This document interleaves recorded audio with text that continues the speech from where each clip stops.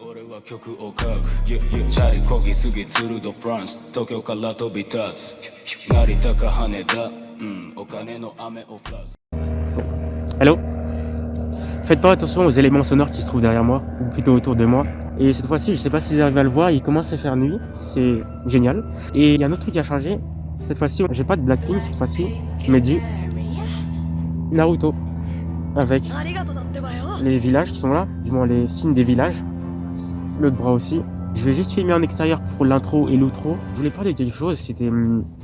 Je sais pas si vous l'avez déjà eu ou ressenti ou vous l'avez toujours récemment. C'est certains de mes problèmes que j'avais en dessin traditionnel. Je veux pas filmer tout en extérieur, seulement l'intro et l'outro. Je vais commencer maintenant.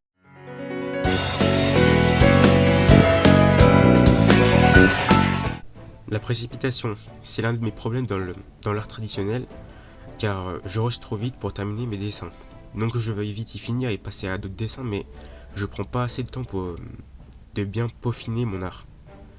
Exemple avec la vidéo sur Guts de Berserk, où je voulais ancrer en noir certaines parties du personnage, mais je ne l'ai pas fait entièrement car et préféré hachurer en noir plutôt que recouvrir le dessin totalement en noir, comme on le voit pour certains dessins manga qui sont en noir et blanc. On voit par exemple les personnages, par exemple si je prends l'exemple de Luffy par exemple, on voit directement qu'il a les cheveux directement recouverts en noir totalement et non hachurés.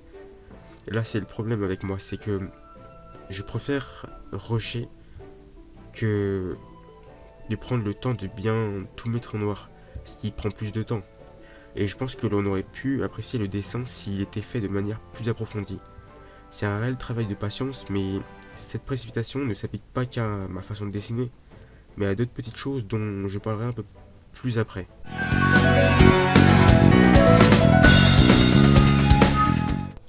Peut-être que beaucoup l'ont vu, mais je colorie peu mes dessins. Et je ne suis pas le seul à l'avoir remarqué. Certaines personnes m'ont déjà dit que j'ancrais peu mes dessins, et peut-être que d'autres personnes ne seront pas de cet avis. Mais en me penchant sur ce fait, je me suis alors demandé si cela était un problème.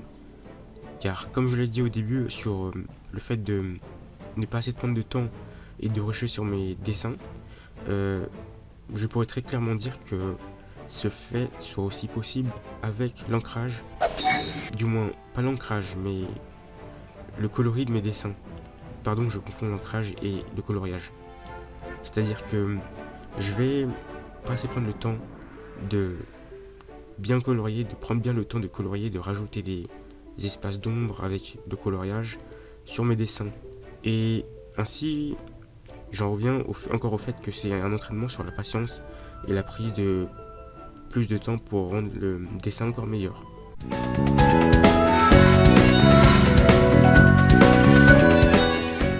En voilà un autre. C'est sur les lines, les traits ou l'ancrage des dessins. C'est un détail que j'ai vu en regardant les personnes faire de l'ancrage de dessins traditionnels ou numériques ou autres. Et en réalité, cette vidéo devait juste prendre en compte que le dessin traditionnel. Mais je vais quand même montrer certains exemples avec du dessin graphique, car j'ai aussi commencé le dessin graphique. Et c'est pas si simple encore pour moi du coup. Et je voulais aussi éviter de faire les mêmes erreurs que je fais en dessin traditionnel et que ces erreurs s'importent, se transfèrent sur l'art graphique. Bien que j'ai les mêmes erreurs en dessin graphique. Donc là par exemple, si on observe bien l'ancrage de dessin de howtodrawcomics.net, du moins juste la partie où il ancre, c'est... En fait, il l'ancre de manière plutôt propre. Et je veux pas dire simple, mais sur la partie qui avait été au préalable dessinée, au brouillon, le sketching, il l'ancre ensuite de manière à ce que ce soit bien plus propre. Encore un autre exemple, c'est sur Wit Manga. Cette fois-ci, c'est du dessin traditionnel. Il arrive à bien liner, ancrer son dessin sans forcément, tu vois, avoir un trait dégueulasse. Mais en fait, la différence là, c'est que là, sur le dessin traditionnel, c'est que lui, il pouvait faire CTRL-Z si une ligne n'était pas super bonne en ancrage. Alors que là, si tu es en dessin traditionnel et que tu essayes d'enlever la ligne, c'est super compliqué. À moins que tu aies du blanc ou quelque chose d'autre. Or le problème avec moi, c'est quand je dessine au brouillon le dessin pour ensuite l'ancrer, c'est au moment de l'ancrage que j'ai l'impression de ne pas super bien ancrer par moment. Tiens, je vous en donne un exemple. J'ancre le dessin, mais les lignes du dessin ne sont pas représentatives de l'ordre de l'ancrage soigné. Et donc pour moi, cela ressemble plus à du brouillon au brouillon que j'ai fait juste avant d'ancrer le dessin. Et ce n'est pas le dessin en entier qui paraît selon moi raté, juste certaines parties du dessin soient ratées parce que j'ai raté l'ancrage. D'ailleurs, parfois ça arrive même que le dessin que j'avais fait au brouillon avant d'ancrer et le dessin une fois ancré soit moins bon que le brouillon. Parfois je préfère même le brouillon que le dessin que j'ai fait en entier en ancrant. Libre à chacun ou chacune de choisir l'importance de son ancrage au dessin ou autre.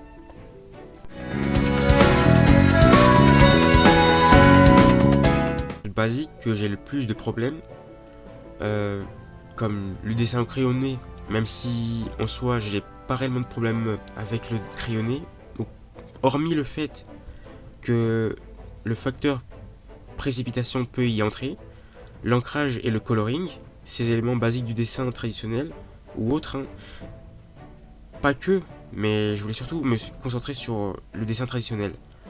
Et si j'avais une chose à dire sur cela, bon, j'ai pas énormément de problèmes, mais c'est quelque chose qu'il faudrait que je m'entraîne sur. Mais le fait est qu'il faut juste bien pouvoir prendre votre temps pour bien plus apprécier le dessin quand il est fini. J'ai oublié de le mentionner, mais s'il y a aussi une autre chose pour laquelle je rush sur mes dessins, c'est le fait de pouvoir voir le résultat final. Cela peut être une bonne chose en soi, mais une mauvaise dans une autre. C'est-à-dire, j'apprécie voir le résultat de mon art à la fin, mais il serait encore mieux de pouvoir avoir un art encore plus poussé à la fin. Et si possible avec un meilleur ancrage, des techniques d'art encore différents, même meilleurs, de l'ancrage différent ou autre. Ainsi qu'un coloring plus réussi, s'il y a de la couleur, bien évidemment. Et de surcroît, le dessin serait mieux ainsi et nous pourrions apprécier non pas seulement le dessin réussi, mais aussi l'effort et le temps supplémentaires qui ont été saupoudrés. Cela demande pour certains ou pour beaucoup de l'entraînement, ou pour peu, je ne sais pas.